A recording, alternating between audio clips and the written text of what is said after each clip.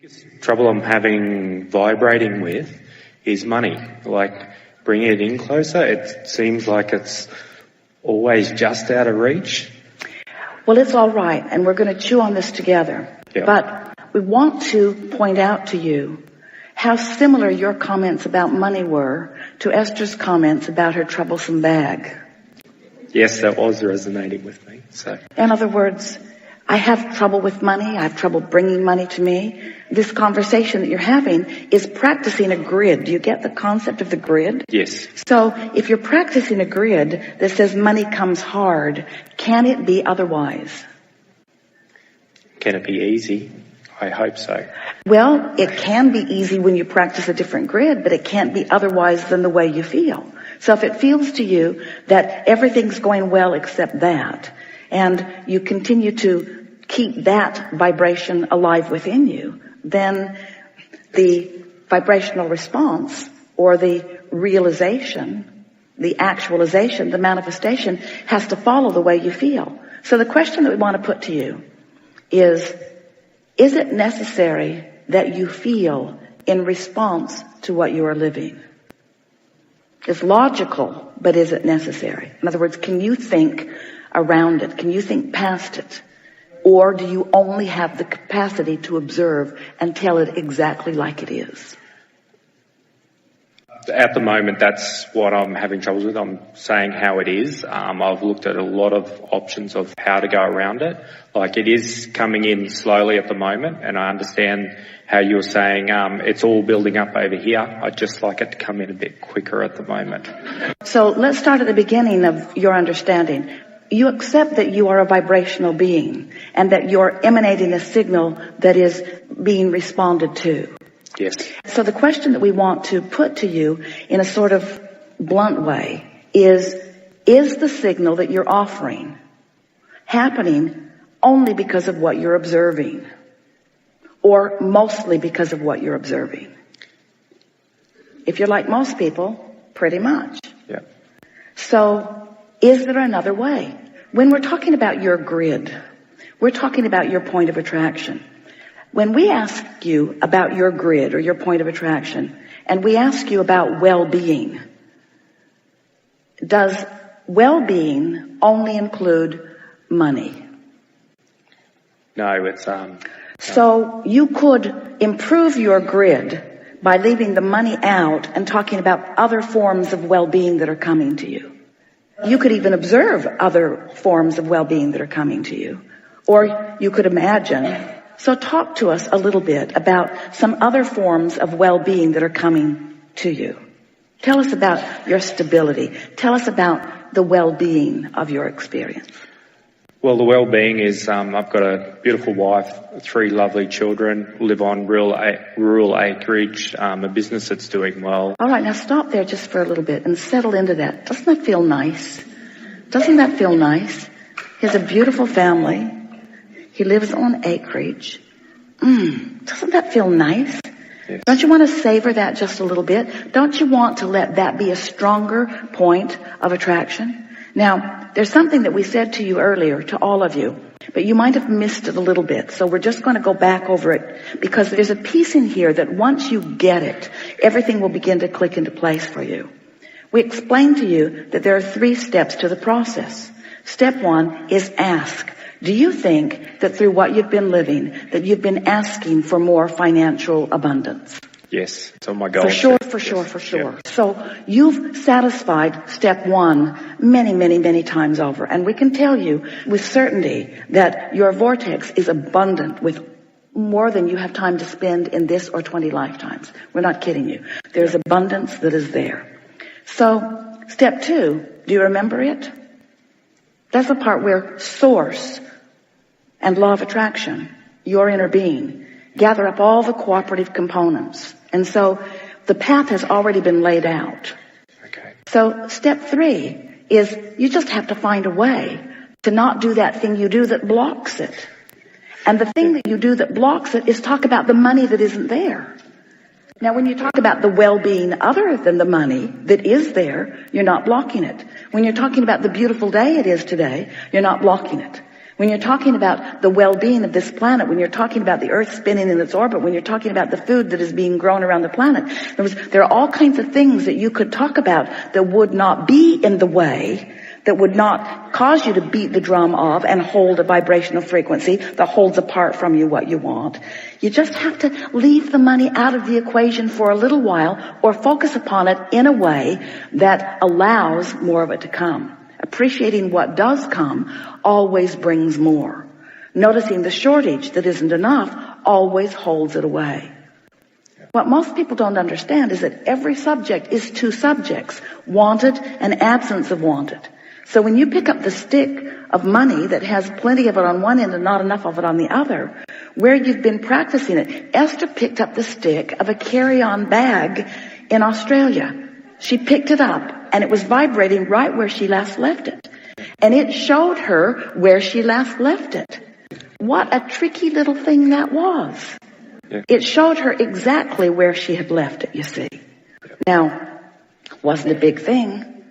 Probably wasn't a big enough thing that she'll even do anything about it. And next year when she comes back to see you, they'll take her scissors again. But when you realize that what's coming to you is always coming in vibrational response to what you've got going on, and that you can do something about it. So what happens to some is that they say, oh, I need to be very positive about money. So they begin talking about money. I want more money. I'll find ways of making more money. And they don't realize that every time they invoke the word money, that they're actually activating the vibration of it where it is.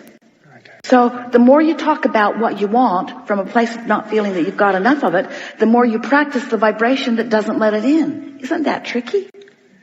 So what do? Do I not talk about it? Yeah, don't talk about it unless you feel good. If you see someone who is abundant and it makes your heart sing, then look at them and talk about it.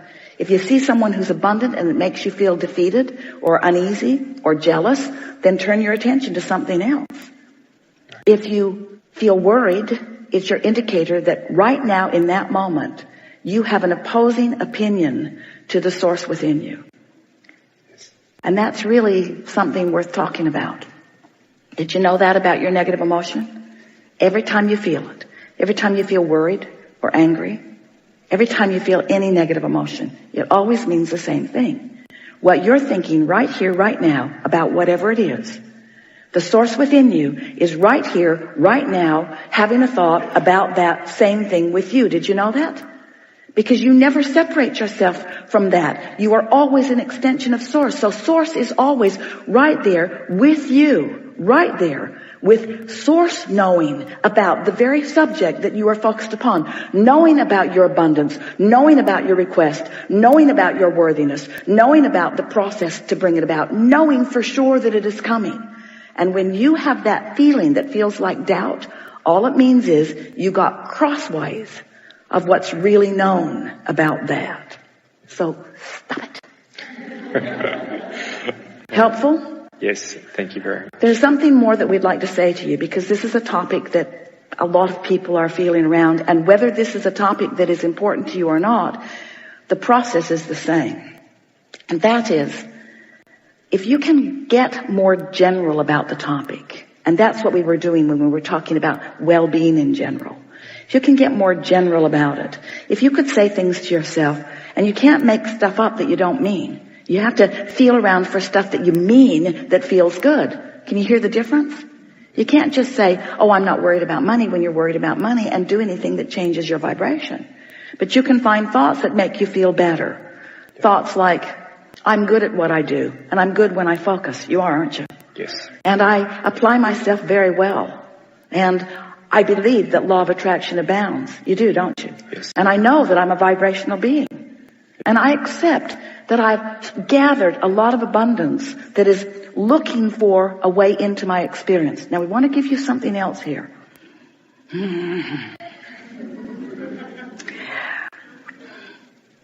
How do you feel about this vibrational reality that we are calling a vortex? We like it, whether you do or not. So here's this vortex that is spinning in this high, pure, positive place with abundance and well-being of all manner there for you. And here you are, in whatever state you're in, offering a vibrational frequency that has you spinning too. But the question is, if your abundance is here and you are here, then this cannot flow easily into your grid. You've got to bring yourself up to speed with that, you see. Yeah. So you have to find some way of not doing whatever you're doing that's holding the vibration down. So when you realize that when you sort of kind of know, when you begin to believe, when you actually know that there is a vibrational version of it, and all you have to do is find the frequency of it. Now, here's where we always like to get a little detailed and explicit in explaining something to our human friends. Your vibration and you don't know it. And that's what makes it hard for you to manifest easily. If we could just zap you, we can't, but if we could, we would, but we can't. If we could just zap you with an awareness that you are vibrational beings and that everything you see is a vibrational interpretation. Now you're all doing such a good job of interpreting vibration that you've created this reality that you are for the most part in agreement about, but you are living very different worlds one from another and you don't realize that either because you can't perceive beyond your own perception. So we're touching, and this is this new place that we promised you that we would go this evening. We want you to understand that when you are focused upon the vibrational nature of your being, and when you care about how you feel, which is the way you monitor what you're doing vibrationally, so that you reach for better and better feelings by choosing better and better feeling thoughts. And it takes some practice. You're not going to do it all at once. What happens is, as your frequencies match what's in your vortex and what's in your point of attraction or your grid, now what's in your vortex moves seamlessly into your grid. You call that inspiration. You call it a really good idea. It's where you get this hunch or this impulse to do something, to stop here, to go there, to drive there, to turn here. In other words, all kinds of manifestations begin to be, and these are the key words that we really want you to hear, begin to be realized by you. Realized by you. In other words, the only thing that stands between you and what you want ever is your vibrational interpretation of it. You have to know that. When you look around this world, this action-oriented world, the difference in the way so many of you are approaching life, you have to know that there's something more in the equation than just the action that you've been offering. And when you accept that you are vibrational and you conjure images in your mind of this vibrational version and you work in order to allow yourself to come into vibrational frequency with it, and you feel the relief as your vibration raises and you blend with the whole of who you are, and then, as the manifestations are realized by you, you never again wonder how it is that you create your own reality. And you never again feel unworthy or incapable of accomplishing anything that you set your mind to, you see. When we say set your mind to, we mean feel your way to. Feel your way to. It's really fun for us to acknowledge what's in your vortex. And it is enormously satisfying for us to feel the vibrational alignment that you have achieved just in this little bit of time that we've been talking together. It is our absolute promise to you that you cannot have moved vibrationally in the way that you have. You cannot have improved the vibrational relationship between your grid and your vortex and not have evidence come fast. When it comes, acknowledge how it has been so. And then remind yourself, you don't need Abraham to have this discussion. You know what to do. You all do. It's just a matter of deciding if you want to do it enough to do it, you see. Really good.